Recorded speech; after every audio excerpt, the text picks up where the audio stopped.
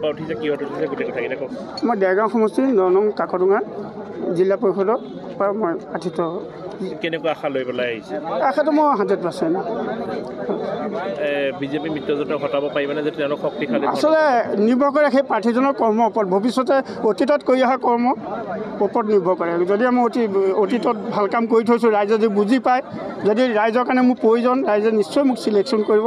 যদিহে মই বেয়া কাম কৰিছোঁ যদি ৰাইজৰ বেয়া এটা মই কাম কৰিছোঁ বা ৰাইজৰ কাম কৰিব নোৱাৰোঁ বুলি ৰাইজে ভাবে তেতিয়া মই কেতিয়াও জিকিব নোৱাৰিম সেইটো ৰাইজৰ ওপৰত নিৰ্ভৰ কৰিব ভোটৰ ব্যৱধানত জিকিব বুলি ক'ব পাৰে 100%। বহুত দিনৰ দেখা গৈছে আপুনি একদম মানে একদম মাটি মানুহৰ লগত মিলি কাম কৰিছে বহুত দিনৰ পৰা জাতীয় সংগঠন বহুত দিন কৰিছে হয় মইতো একচুৱেলি ৰাইজৰ কামত আজি প্ৰায় 15 বছৰমানৰ পৰাই কৰি আছোঁ কিন্তু যিখিনি কৰিছোঁ মোৰ নিজৰ বগীয়াকৈহে মই কৰি আহিছোঁ ৰাইজৰ হৈ কিন্তু এনেকৈ দল বা কিবা সংগঠন এনেকৈ ধৰণে দলীয় হৈ কোনো কাম কৰা নাই এইবাৰ কংগ্ৰেছ দলে মোক এটা সুবিধা দিছে তেখেতসকলে মোক এটা ZPC আসনত বহুৱাই ৰাইজৰ হৈ কাম কৰিবলৈ মোক এটা সুবিধা দিছে ময়ো আনন্দিত আৰু মই ভাবোঁ ৰাইজৰ হৈ কিবা এটা কৰি থৈ যাব পাৰিম ভাৰতীয় জনতা পাৰ্টীৰ মিত্ৰজোঁটৰ ছাত্ৰ জীৱনৰ পৰা এজন সামাজিক মানুহ হিচাপে এটা সুকীয়া পৰিচয় আছে এইবাৰ এটা বাস্তৱ ৰূপ কেনেকুৱা লাগিছে মনোনীতি বনাইছে যথেষ্ট সংখ্যক ৰাইজ ওলাই আহিছে আপোনালোকৰ আৰু আপোনাকলৈ যথেষ্ট সংখ্যক আশাবাদীৰ কাৰণে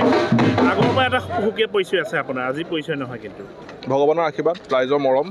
তাৰ বাবে আজি এনেকৈ ৰাইজৰ লগত থাকিব সুবিধা পাইছোঁ 100% নিশ্চিত বুলি ভাবিব পাৰে চাগে আমাৰ আত্মবিশ্বাস আছে ৰাইজৰ আশীৰ্বাদৰ ওপৰত লৈ পেলাই আৰম্ভ ইছ্যু আমাৰ উন্নয়নে আমাৰ মিত্ৰজোঁট চৰকাৰখনে যি উন্নয়নৰ ধাৰা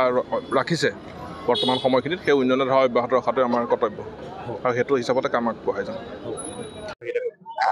নমস্কাৰ মোৰ নাম প্ৰিয়া কোঁৱৰ মই 10 নং আঠগাঁৱৰ পৰা ZPCৰ কাৰণে মোৰ নমিনেশ্যন আজি প্ৰদান কৰি আহিছোঁ আজি 18 তাৰিখ এপ্ৰিলৰ আৰু সোধক আৰু বিজেপি মিত্ৰজোঁটৰ সদস্য হৈ কংগ্ৰেছৰ ফালৰ পৰা আপুনি প্ৰতিনিধিত্ব আগবঢ়াব লাগিছে যে কোনকেইটা মূলত ইছ্যু লৈ পেলাই আপুনি আগবাঢ়িব মই আৰু এটা ইণ্টাৰভিউৰ আগতে কৈ গৈছোঁ যে প্ৰথমতে যিহেতু মই আজি নমিনেশ্যন ফাইল কৰিছোঁ অন এ প্ৰেক্টিকেল কথাত মই এইটো ক'ম প্ৰথমতে মানুহৰ মাজলৈ যাব লাগিব